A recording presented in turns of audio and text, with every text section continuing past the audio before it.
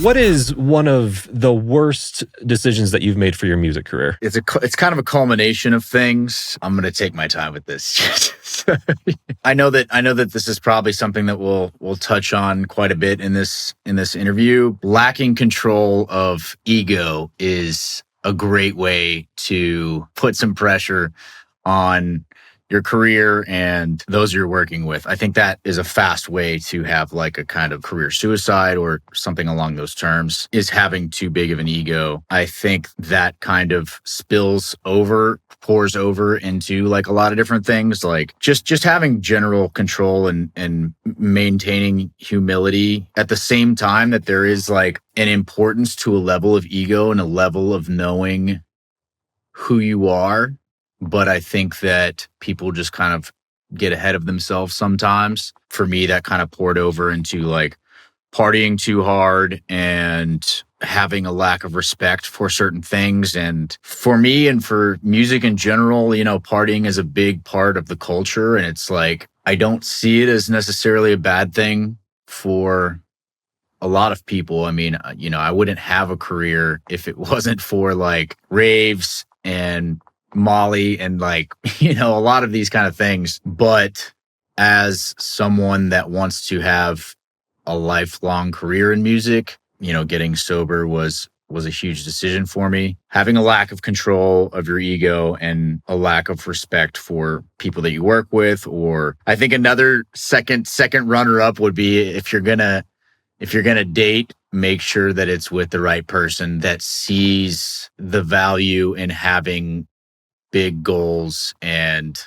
understands that you take this seriously if music is something that you want to do with your life, or a career in entertainment or what have you. Yeah, dude, those were really great answers. So what I got from that is, number one, letting the ego getting out of control, right? Which led to kind of splintered off to a whole bunch of other things, lack of respect towards other people, treating other people, not just the people that you were working with, but so on and so forth. There's so many ways that the not taming of the ego could affect your career. Also, not being with someone that is compatible with your dreams or is not supportive with your dreams, so on and so forth. And I want to go down all those paths, and we're absolutely going to. And DAW Nation, make sure to stay all the way to the end, because we're going to ask Bentley what is one of the best decisions he made in his music career, clear at the end. So make sure to stay tuned for that. I can foresee a lot of people listening to this and wanting more information about the ego. Perhaps they've heard that term before and they're very familiar with it and they know what that means. Perhaps maybe they have a distorted view of it. Maybe some people don't even know what it is.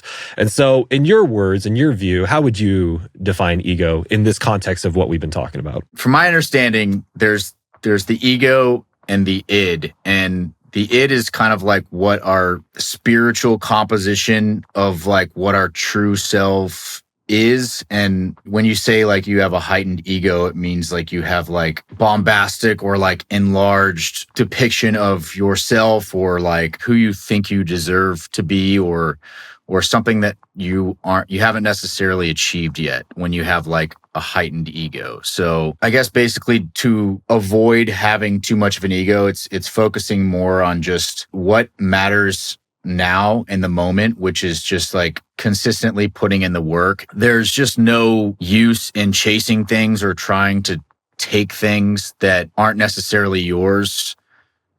Whether that's just like the spotlight or like your time will come whenever the universe serves it to you. You allowing your ego to, I don't want to say take control, but probably be more elevated than it needs to be, because we all need an ego, right? The ego has to be there. It's a part of us, but it's when it gets out of control. So do you have a good hard example for us of a time or a place when your ego was not checked, it got out of control and caused, I hate to say side effects because it makes it sound like a drug commercial, side effects that you did not want, or scenarios that you did not want? An example was just like somebody was telling me to get off a stage. I had just done like a B2B or something, and I was like, who the are you? And it turned out to be so-and-so's tour manager. It definitely backfired. So thinking that like you're better than someone, even because, you might have more talent or like, have accomplished more things or this or that. Like, I think we should treat everybody with respect, as much as we can. I think that it's part of growing up, and I think that it's part of evolving. And I think some of the best artists in the world are just extremely humble and like just love what they do. And it's not like it has to have any sort of like moral downsides, I guess would be a good way to put it. That story about the tour manager, that hurt. I got some similar stories, and maybe my ego is going to not let me say that right now because I feel like it hurt my ego.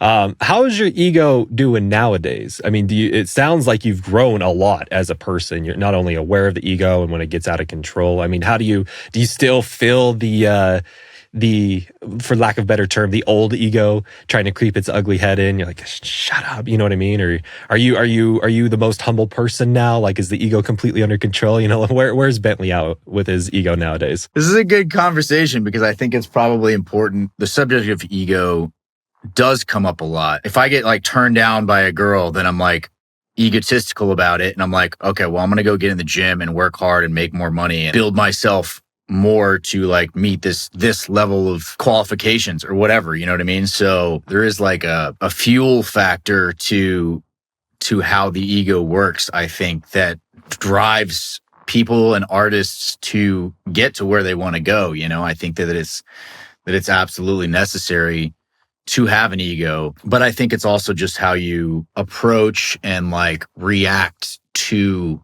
different things that show having control of the ego. And, if you're offended or if you're patronized or you feel like somebody's putting you down, even if it's not the case, it's that reaction, the way you react to that is based out of a fear that you're not aligned with the version of yourself that you are hoping to be. You'll lash out or be like, just again, like disrespectful, or I've had people like blatantly disrespect me or say something or downplay my abilities as an artist or tell me to go back to Guitar Center, or like, I've never worked at Guitar Center, but like in even more recent history where I've reacted and been like, well, that's okay that you don't see the version of myself that I know I am. And then that sort of changed reaction is just like what indicates more control. If you're putting in relentless work and you have more proof of concept of yourself and what you're doing, then like you're going to be more confident in that. And there won't be as many things that kind of like shake your ego as much, I guess, so to speak. This is so pertinent to our conversation right now. My dad's side is going to be shown right now. Have you seen Inside Out 2? Have you ever seen that movie? I watched like the first half of the first one and I fell asleep. This was like a few months ago, but I heard that I need to see both of them. I don't blame you because they're absolutely created for children, so it's kind of hard to stay engaged the entire time. I really wish they would make an EDM producer version of them so that it really like honed in on the things that we all struggle with. But just the stuff that you're describing is so pertinent to what is described in that movie. Like there's things inside of you, there's different sides of you inside of you, and it's important to have a balance between all of them, right? So like the common thing in there is like there's joy and there's sadness and there's anger and disgust and happiness and whatever else, and it's important to let each one do its job, right? When one overshadows the other or one takes control over the other, then it causes problems. And so what you're talking about with ego right now, it's the future imaginary best version of you that you want to see take shape, right? And that's good. We need something like that. We need something to work towards and something to push us to become better. But when that takes over, and especially when someone starts attacking us because we're not that better version of us, that's where a lot of the attacking of the ego comes in. Am I understanding that correctly? Yeah. And so how do we get to a place where you can still have an ego to help you see the path, you see the journey before you of what you want to become, but not let what other people say or even what yourself says destroy that path to the point where you have to retaliate? Is that the journey? Yeah.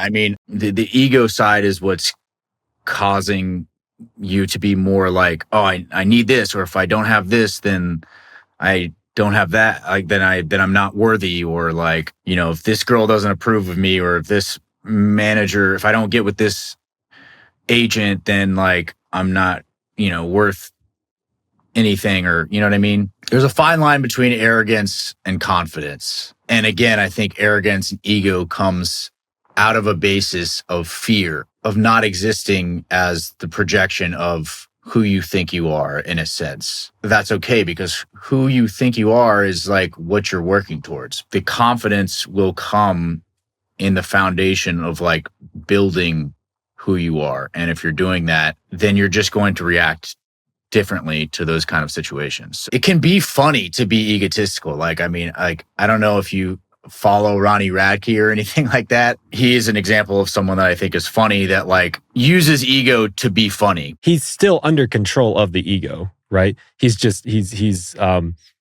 choosing to amplify it to for comical reasons, right? It's not the ego taking control of him, so to say. And so that's still totally within the realm of you controlling your ego instead of the other way around. DAW Nation, listen very closely. This is not the end to this content. This was a teeny tiny little snippet from our full episode. You can check out the full episode in the link in the description. And when you go to the free episode, you can get a free pack over there. So go check it out right now. Why are you still here? Get out of here. Go check it out. We'll see you over there.